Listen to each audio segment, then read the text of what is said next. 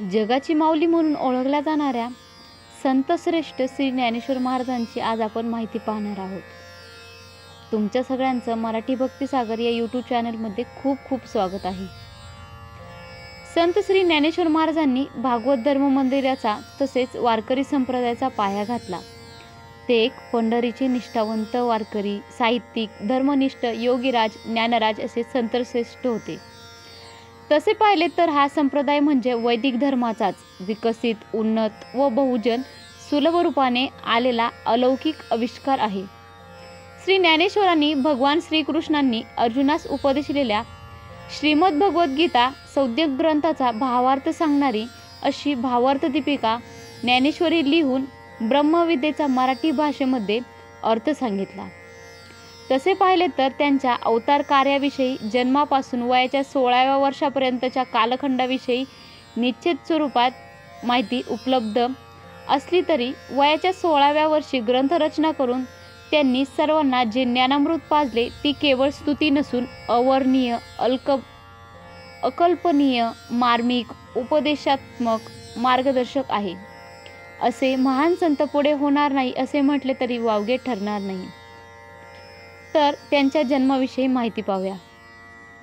श्री योगेश्वर म्हणजेच ज्ञानेश्वर महाराज, श्रीकृष्ण परमात्माच संत सम्राट श्री ज्ञानेश्वर या रूपात श्रावण वैद्य अष्टमी शके 1197 मध्ये श्री क्षेत्र आळंदीत अवतरणीय झाले. श्री ज्ञानेशांच्या वडिलांचे नाव विठ्ठलपंत व मातोश्रींचे नाव रखुमाई असे होते. श्री ज्ञानेश्वर हे विठ्ठलपंतांचे दुसरे अपत्य. पैठण क्षेत्रानजीक गोदावरीच्या तीरी आपेगाव नावाचे एक लहानसे गाव, तेथील हे घराणे.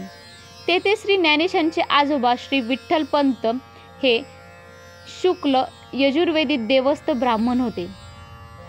त्यांच्या पत्नीचे नाव नीराबाई. या अभयंतास गहिनीनाथांनी अनुग्रह केला होता.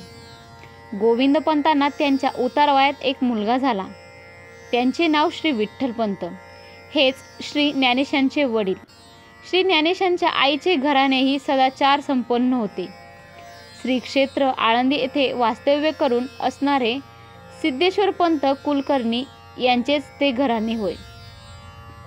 बालपण. श्री ज्ञानेशांचे वडील श्री विठ्ठलपंत श्री क्षेत्र अलंकापुरीस राहण्यास आले. तेथे नित्य हरिकथा, नामसंकीर्तन, संतांचे दर्शन सर्व काळ असा काळ घालवीत असताना त्यांचे संसारावरील प्रेम कमी होऊन विषय वैराग्य निर्माण झाले. मला संन्यास घ्यावासा वाटतो, तू मला परवानगी दे, असे ते आपल्या पत्नीला म्हणत असत. अचानक एके दिवशी पत्नीच्या तोंडातून अनावधानाने जा असा शब्द निघाला. ते ऐकून श्री विठ्ठलपंत काशी क्षेत्री निघून गेले. तेथे त्यांनी श्री रामानंद नावाच्या यतीकडून संन्यासाश्रम स्वीकारला. त्यांनी चैतन्याश्रम हे नाव धारण करून वावरू लागले. कालांतराने श्री रामानंद यती अलंकापुरी म्हणजेच पंढरपूर येथे आले असताना लक्ष्मीबाई सुवर्ण अश्वत्थाला प्रदक्षिणा घालत होत्या. तेथे यती महाराज आलेले पाहून त्यांनी त्यांचे दर्शन घेतले असता यती महाराजांनी त्यांना पुत्रवती भव असा आशीर्वाद दिला. त्यावर त्या हसल्या. त्यांनी त्यांचे कारण विचारले तेव्हा त्यांनी श्री विठ्ठलपंतांच्या संन्यासाची कहाणी त्यांना सांगितली. पुढे श्री यती महाराज त्यांना घेऊन काशीस आले. त्यांना चैतन्याश्रमाच्या खऱ्या नावाची ओळख व खात्री झाली. त्यांनी चैतन्याश्रम उर्फ विठ्ठलपंतांना आज्ञा केली की स्वदेशी जाऊन करावा आश्रम, सुखरूप स्वधर्म चालवावा. ही आज्ञा शिरसा वंद्य मानून विठ्ठलपंत आळंदीस येऊन पुन्हा कुटुंबासह संसार करू लागले. संन्यासाश्रमकडून गृहस्थाश्रमाचा स्वीकार केल्याने तत्कालीन ब्राह्मण मंडळींनी त्यांच्यावर बहिष्कार घातला. आपल्या कर्मामुळे मुलाबाळांना त्रास होऊ नये म्हणून त्यांनी तत्कालीन ब्रह्मवंदना ज्येष्ठ निवृत्तीनाथांचे मौंजी बंधन म्हणजेच मुंज करण्यासाठी विनंती केली, पण ती मान्य झाली नाही. पुढे शुद्धीपत्र आणण्यासाठी सर्व भावंडांना घेऊन पैठणला ज्येष्ठ पुत्र आले. तेथे राहत असताना निवृत्ती, ज्ञानदेव ही नावे ऐकून तेथील लोक त्यांचा उपहास करू लागले. त्यांना चिडवू लागले, त्यांना त्रास देऊ लागले. इथेच ज्ञानेश्वरांच्या बालपणीच्या चमत्काराविषयीच्या त्यांच्या ज्ञानप्राप्तीविषयीच्या कथेचा प्रारंभ होतो. सुश्रुत अशा ज्ञानेश्वरांच्या या 2 आठवणी. एकदा निवृत्ती ज्ञानदेव बसले असताना एका पखालवाला ग्यान्या नावाच्या रेड्यावर पखाल घेऊन त्याच रस्त्याने जात होता. त्याचा निर्देश करून ज्ञानेश्वरांकडे पाहून उपासाने म्हटले, अहो, नावातच काय विशेष आहे. या रेड्याचेही नाव ग्यान्याच आहे. ग्यान्या म्हणजे ज्ञानदेव असे त्याला म्हणायचे होते. त्याच्या मनातील भाव ज्ञानेश्वरांनी ओळखला. ते त्याला म्हणाले, आपण म्हणता ते खरेच आहे. त्याचा व माझा आत्मा एकच आहे. इतकेच नव्हे तर ज्ञानदेव म्हणणे, बोल रे ऋग्वेद, ओंकार मूळ शब्द प्रवनाचा. वेदाचा आरंभ करिता झाला पशु, विधी उपान्यासू सांग पुढे. अशा रीतीने रेड्यामुखी वेद वदविला व त्याचे गर्वहरण केले.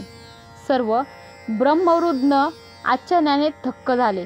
ही भावंडे अवतारी आहेत याची त्यांना खात्री पटली. दुसरी अशीच एक आठवण सांगता येण्यासारखी आहे. ती अशी, श्री ज्ञानेशांची ही अलौकिक सामर्थ्याची वार्ता तापट स्वरूपी व योगबलाने 1400 वर्ष जगलेल्या ज्ञान चांगदेवांच्या कानावर गेली. रेड्यामुखी वेद बोलवणारी ही थोर व्यक्ती विभूती आहे तरी कोण हे जाणून घ्यावे म्हणून प्रत्यक्ष दर्शनापूर्वी पत्राद्वारे त्या व्यक्तीस आजमावे बरे होईल म्हणून पत्र लिहिण्यास कोरा कागद त्यांनी घेतला. पण श्री ज्ञानेशांना आशीर्वाद लिहावा का नमस्कार लिहावा याचा मात्र निर्णय घेता आला नाही. त्यांचा अहंकारच याला कारणीभूत होता. त्यांनी तो कोरा कागद तसाच कोरा पाठवून दिला.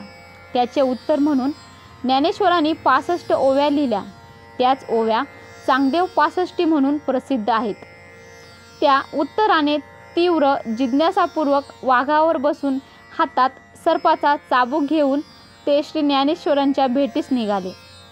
तसे पाहता चांगदेव जरी 1400 वर्षांचे वृद्ध होते तरी श्री ज्ञानदेवांच्या दृष्टीने अध्यात्मबोध क्षेत्रात लहानच होते. चांगदेव वाघावर बसून येत असल्याचे समजताच श्री ज्ञानेश्वरांनी भिंती चालण्याची आज्ञा दिली. त्याप्रमाणे तीही चालू लागली. हे पाहून चांगदेवांचा मीच या जगातील मोठा योगी आहे हा समज दूर होऊन त्यांचे गर्वहरण झाले आणि त्यांचा अहंकार दूर झाला व ते ज्ञानेशांना शरण गेले. नंतर मुक्ताबाईंनी त्यांस अनुग्रह देऊन कृतार्थ केले. श्री ज्ञानेश्वर महाराज हे नावाप्रमाणे ज्ञानी तर होतेच, पण ते नैष्टिक ब्रह्मचारी, धर्मनिष्ठ, वेद प्रामाण्यनिष्ठ, योगीराज, भक्तराज, प्रतिभा संपन्न साहित्यिक आणि पंढरीचे निष्ठावंत अनुभूती संपन्न वारकरी होते. रेड्यामुखी वेद बोलवणे, जड भिंत चालवणे, मृत पावलेल्या सच्चिदानंद बाबास जिवंत करणे, आपल्या अंगातून अग्नी निर्माण करून पाठ तव्यासारखी लाल तापवून त्या पाठीवर मुक्ताबाईंच्या करवी मांडे भाजवणे इत्यादी लोकोत्तर कार्य रिद्धिसिद्धी प्राप्त झालेल्या योग्यासच स्थिमित आश्चर्यचकित करणारी नसून सर्वसामान्यांना सुद्धा विचारप्रवृत्त योग सामर्थ्याची महती पटवून देणारी आहे.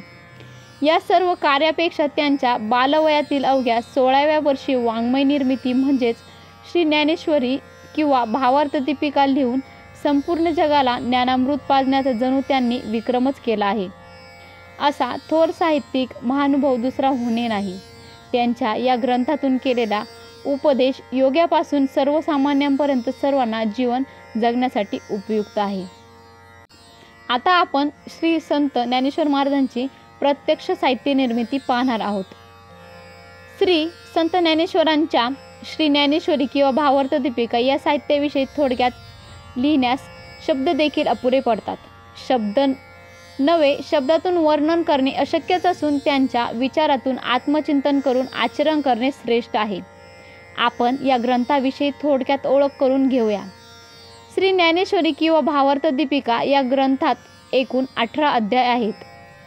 अर्जुन विषाद योग, सांख्ययोग, कर्मयोग, ज्ञानकर्म संन्यास योग, कर्मसंन्यास योग, ध्यानयोग, ज्ञानविज्ञान योग, अक्षर ब्रह्मयोग, राजविद्या राज्यगुह्य योग, विभूती योग, विश्वरूप दर्शन योग, भक्ती योग, क्षेत्रतज्ञ योग, गुणत्रय विभाग योग, पुरुषोत्तम योग, दैवासुर संपदी विभाग योग, श्रद्धात्रय विभाग योग, मोक्ष संन्यास योग असे 18 अध्याय असून 9000 ओव्यांमध्ये संपूर्ण ग्रंथ समाविष्ट करण्यात आला आहे.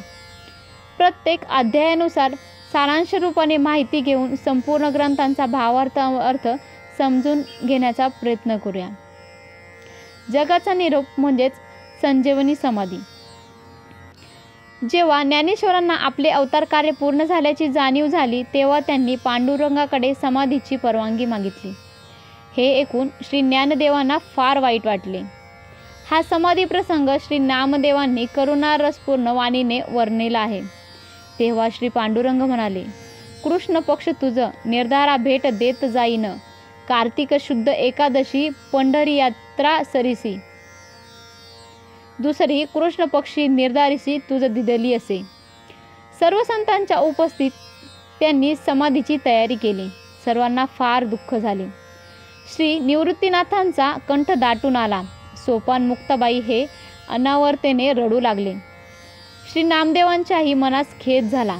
इंद्रायणी काठी श्री सिद्धेश्वरासमोरील नंदी बाजूस सारून तेथे असलेल्या विवारात जाऊन श्री ज्ञानेशांची समाधीची जागा श्री ज्ञानदेवांच्या मुलांनी झाडून स्वच्छ केली व श्री ज्ञानेश समाधीस्थळी जाऊन बसले.